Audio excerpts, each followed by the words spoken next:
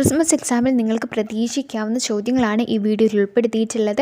ഈ ചോദ്യങ്ങളെല്ലാം നിങ്ങൾ നന്നായിട്ട് പഠിക്കണം. കാരണം വളരെ ഇമ്പോർട്ടൻ്റ് ആയിട്ടുള്ള ചോദ്യങ്ങളാണ് നമ്മൾ ഈ വീഡിയോയിൽ ഉൾപ്പെടുത്തിയിട്ടുള്ളത്. ഇതിൽ പറയുന്ന ഓരോ കോൺസെപ്റ്റും നിങ്ങൾ ക്ലിയർ ആക്കുക. നമുക്ക് ഓരോ ചോദ്യങ്ങളായിട്ട് നോക്കാം. ആദ്യത്തെ ചോദ്യം ഇതാണ്: പ്ലാന്റ്സ് ഓൾസോ നീഡ് വാട്ടർ. സസ്യങ്ങൾക്കും എന്ത് വേണം? ജലം വേണം.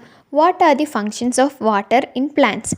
സസ്യങ്ങളിൽ വാട്ടറിൻ്റെ ഫങ്ഷൻസ്, വെള്ളത്തിൻ്റെ ധർമ്മങ്ങൾ എന്തൊക്കെയാണ്? നമുക്ക് 4 എണ്ണമാണ് ടെക്സ്റ്റ് ബുക്കിൽ പഠിക്കാനായിട്ടുള്ളത്. To transport food from leaves to other parts of plant. ചെടിയുടെ ഇലകളിൽ തയ്യാറാക്കിയ ഭക്ഷണം മറ്റു ചെടിയുടെ ഭാഗങ്ങളിലേക്കൊക്കെ എത്തിക്കാൻ വെള്ളമാണ് സഹായിക്കുന്നത്. To transport the absorbed minerals to the leaves.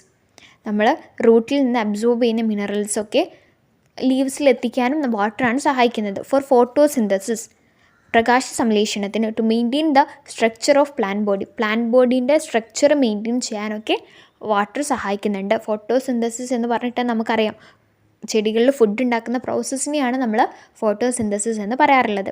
Okay, ഈ ഒരു ക്വസ്റ്റ്യൻ ഇമ്പോർട്ടൻ്റ് ആണ്. അടുത്ത ക്വസ്റ്റ്യൻ ഇതാണ്: have you seen the bubbles coming out of the soda bottle when you open it? നമ്മൾ സോഡ ബോട്ടിൽ തുറക്കുന്ന സമയത്ത് നമുക്കറിയാം അതിൻ്റെ മുകളിലൂടെ ബബിൾസ് പോകുന്നത് കാണാറുണ്ട്. How is soda water made? എങ്ങനെയാണ് സോഡ വെള്ളം ഉണ്ടാക്കുന്നത്? Soda water is made by dissolving carbon dioxide in water. വെള്ളത്തിൽ കാർബൺ ഡയോക്സൈഡ് അലിയിപ്പിച്ചിട്ടാണ് നമ്മൾ സോഡ വാട്ടർ ഉണ്ടാക്കുന്നത്. The bubbles are caused by the release of carbon dioxide gas when the soda bottle is open.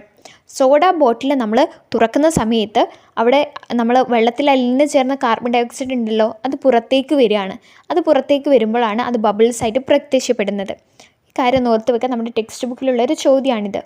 അടുത്ത question: write the definition of pure water. ശുദ്ധമായ വെള്ളത്തിൻ്റെ ഒരു definition എന്താണ്?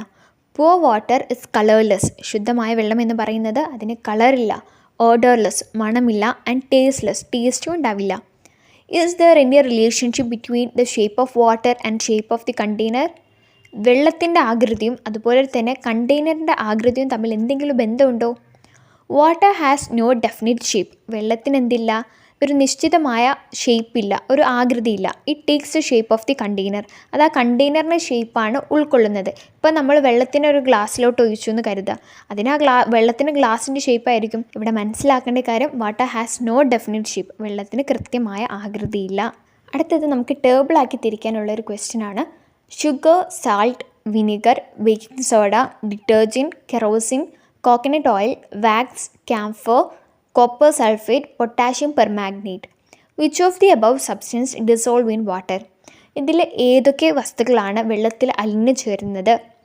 R there any substance that do not dissolve in water? വെള്ളത്തിൽ അലിയാത്ത ഏതെങ്കിലും വസ്തുക്കൾ ഇതിലുണ്ടോ? Conduct the experiment and list your findings. അപ്പം നമുക്ക് 2 ടേബിളാക്കി തിരിക്കാം. Substance that dissolves in water, വെള്ളത്തിൽ അലിഞ്ഞു ചേരുന്ന വസ്തുക്കളും. Substance that doesn't dissolve in water, വെള്ളത്തിൽ അലിഞ്ഞു ചേരാത്ത വസ്തുക്കളും.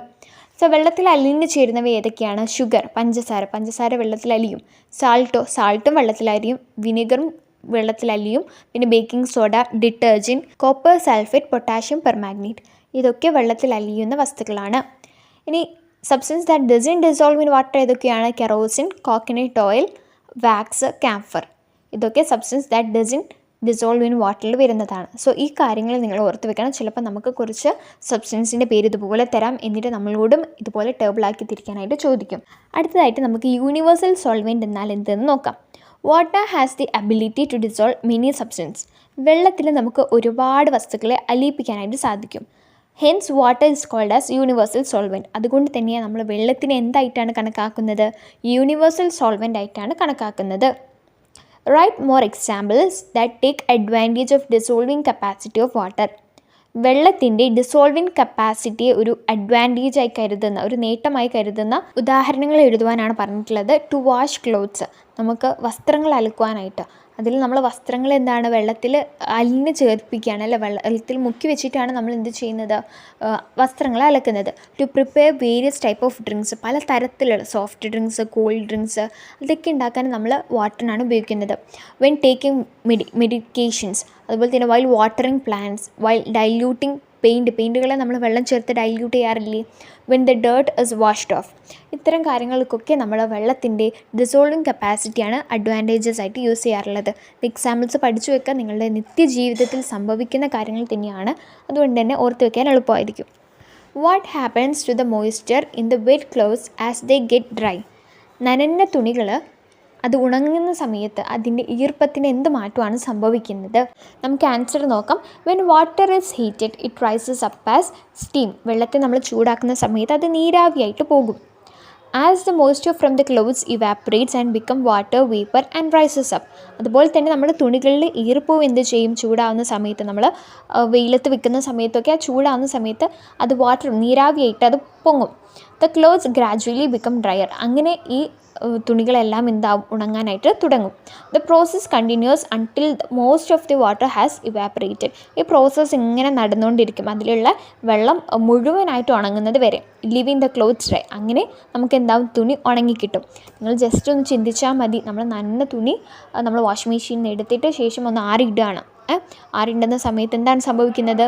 സൂര്യനിൽ നിന്നുള്ള ലൈറ്റ് അല്ലെ, ആ വെയിൽ നമ്മുടെ തുണിയിൽ തട്ടി തുണി ഇങ്ങനെ ഉണങ്ങുകയാണ്. അപ്പോൾ ശരിക്കും അവിടെ എന്താ സംഭവിക്കുന്നത്? നമ്മുടെ തുണിയിലുള്ള നനവുണ്ടല്ലോ, ഈ നനവൊക്കെ ചൂടായിട്ട് അതിങ്ങനെ നീരാവിയായിട്ട് പോകും. പക്ഷെ നമ്മളത് കാണാറില്ല, അത് നീരാവിയായിട്ട് പോകും. അങ്ങനെ നമ്മുടെ തുണി എന്താവും? അതിൽ ഈർപ്പം കുറഞ്ഞ് ലാസ്റ്റ് അത് ഡ്രൈ ആയിട്ട് മാറും. ഈ ഒരു കാര്യം ഓർത്ത് വെക്കുക കേട്ടോ. What is വാപ്പറൈസേഷൻ? വാപ്പറൈസേഷൻ എന്ന് പറഞ്ഞിട്ടുണ്ടെങ്കിൽ എന്താണ്? The spreading of small particles of liquid from its surface to the surroundings is called vaporization. As the substance heats up, the rate of vaporization increases. Vaporizes occurs at all temperature. നമ്മൾ ഒരു വസ്തുവിനെ ചൂടാക്കി കഴിഞ്ഞിട്ടുണ്ടെങ്കിൽ വാപ്പറൈസേഷൻ്റെ അളവ് കൂടും. അതുപോലെ തന്നെ വാപ്പറൈസേഷൻ എല്ലാ ടെമ്പറേച്ചറിലും നടക്കും. അടുത്തൊരു ചോദ്യമാണ്, ഹൗ ഈസ് റെയിൻ ഫോംഡ്? എങ്ങനെയാണ് മഴ ഉണ്ടാകുന്നത്? The water from the water bodies and plants reaches the atmosphere in the form of water vapor due to the heat of the sun. നമ്മുടെ വാട്ടർ ബോഡീസിൽ ജലസ്രോതസ്സുകളിൽ നിന്നും അതുപോലെ തന്നെ സസ്യങ്ങളിൽ നിന്നൊക്കെ ഉള്ള വെള്ളം നമ്മുടെ അന്തരീക്ഷത്തിലെത്തും. അന്തരീക്ഷത്തിലെത്തുന്നത് നീരാവിയായിട്ടാണ്. എന്തുകൊണ്ടാണ് നീരാവിയായിട്ട് എത്തുന്നത്? കാരണം സൂര്യൻ്റെ താപം, സൂര്യൻ്റെ ഹീറ്റ് കൊള്ളുമ്പോൾ അത് നീരാവിയായിട്ട് നമ്മുടെ അന്തരീക്ഷത്തിൽ നിൽക്കും. The water vapour condenses in the form of clouds.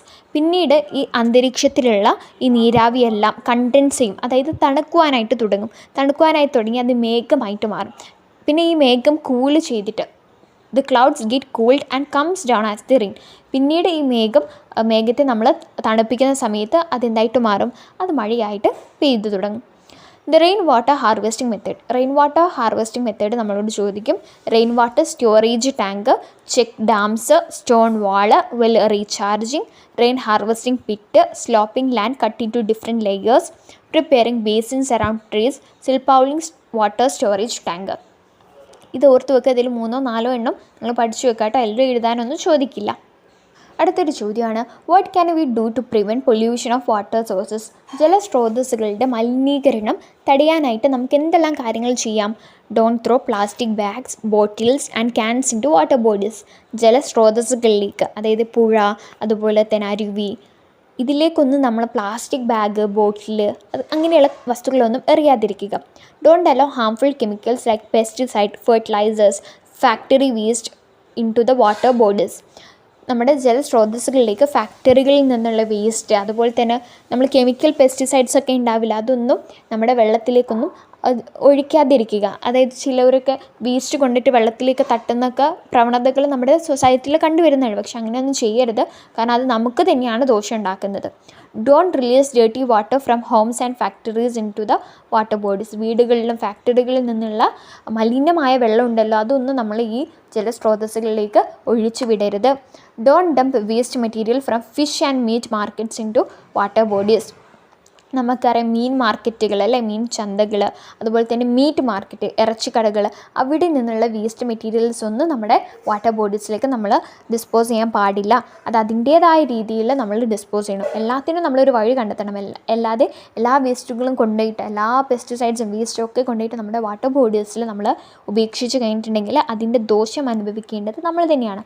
കാര്യങ്ങളൊക്കെ നമ്മൾ തന്നെ ശ്രദ്ധിക്കണം. ഇനി അടുത്തൊരു ക്വസ്റ്റ്യനാണ്, the properties of water are listed. വാട്ടറിൻ്റെ പ്രോപ്പർട്ടീസ് ഇവിടെ കൊടുത്തിട്ടുണ്ട്. Find out the complete the table with suitable details from our daily life. നമുക്കിവിടെ വാട്ടറിൻ്റെ പ്രോപ്പർട്ടീസ് കൊടുത്തിട്ടുണ്ട്. അതിൻ്റെ എക്സാമ്പിൾസ് ആണ് നമ്മൾ എഴുതേണ്ടത്. ഒന്നാമത്തേത് ഹീറ്റാണ്. ഹീറ്റിനെ കണ്ടക്ട് ചെയ്യുന്നു. അതിന് എക്സാമ്പിളാണ് കുക്കിംഗ്, അതുപോലെ തന്നെ industrial purposes. Next one maintenance ലെവലാണ്. Builder uses the level tube. Third one universal solvent ആണ് for sweetening drinks, washing clothes. നമ്മൾ നേരത്തെ പറഞ്ഞതാണ് അല്ലേ. എബിലിറ്റി ടു വാപ്പറൈസ്, അതിന് എക്സാമ്പിളാണ് drying wet clothes, make puttu using steam. So ഇത്രയും കാര്യങ്ങൾ ഓർത്ത് വെക്കുക. നമ്മുടെ ഈ ഒരു വീഡിയോയിൽ ഇത്രയും ക്വസ്റ്റ്യൻസ് ആണ് ഡിസ്കസ് ചെയ്യുന്നത്. ഇതൊക്കെ ഇമ്പോർട്ടൻ്റ് ആണ്, നിങ്ങൾ മനസ്സിലാക്കേണ്ട കോൺസെപ്റ്റുകളാണ്.